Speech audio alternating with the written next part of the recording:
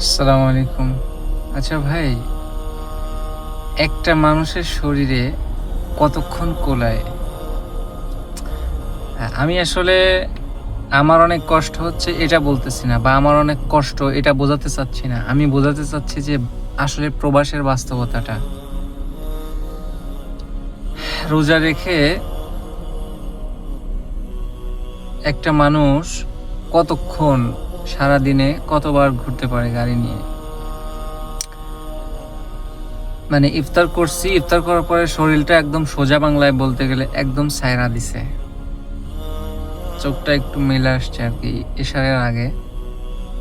আবার ফোন আসছে, আবার বেরোইছি। সবচেয়ে কষ্টের বিষয়টা কি যে আজকে তৃতীয় মানে 3 নাম্বার তারাবির দিন চলে।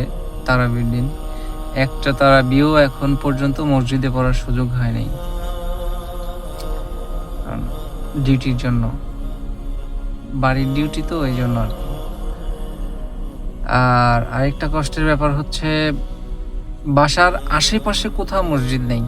ওয়াক্তীয় নামাজগুলা যে মসজিদে যা পড়া হবে এরকম সুযোগ নেই। মানে ওয়াক্তীয় নামাজ, তারাবির নামাজ, তারাবির নামাজ তো ডিউটির জন্য পড়াই হয় না, ওয়াক্তীয় নামাজগুলোও মসজিদে পড়া হয় না, সব রুমে।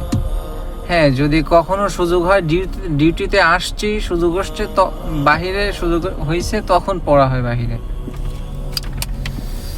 এই তো হচ্ছে অবস্থা। তো এখন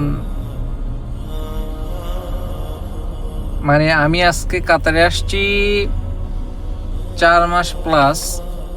আমার বিদেশ করা কিন্তু নতুন না, কাতারে নতুন আমি, কিন্তু সৌদি আরবে করছি 4.5 বছর। আসলে প্রবাসের বাস্তবতাটা আমি একটু মানে বোঝানোর চেষ্টা করতেছি। যারা বিদেশ আছেন তারা তো জানেনই, কিন্তু যারা দেশে আছেন তারা কিন্তু এই বাস্তবতাটা জানেন না। একটা মানুষ যার কিনা 1 গ্লাস পানি তার নিজে হাতে ডাইলা খাইতে হয়, তার খাবার নিজে পাকায় খাইতে হয়, তার একটা মানে যে কোনো অসুস্থ হলে তার ওষুধটা ছিঁড়ে খাইতে হয়, তার প্লেটটা নিজের ধুইতে হয়, গোসল করতে হয়, ঘুমাইতে হয়, ঘুমের সময়, কাজের সময়, সব কাপড় চোপড় ধোয়া, থালা বাসন ধোয়া, সব একটা মানুষের করতে হয়। তার কোন এখানে ফ্যামিলি আছে? তার মানে স্ত্রী সন্তান বা বাবা মা ফ্যামিলি কেউ আছে এখানে? যার কেউ নাই এখানে, সেই হইছে একজন প্রবাসী। যাক, আলহামদুলিল্লাহ আলা কুল্লি হাল। এটা হচ্ছিল অবস্থা।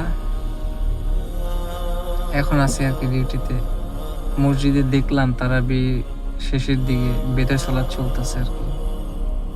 এখন ডিউটিতে আছি, এই হচ্ছে অবস্থা। মাঝে মধ্যে ডিউটি যখন হয় তো হয়ই, মাঝে মধ্যে ডিউটি যখন কম তো কম, এরকম বাসার কাজ তো। যাই হোক, দোয়া করবেন। ওকে, আসসালামু আলাইকুম।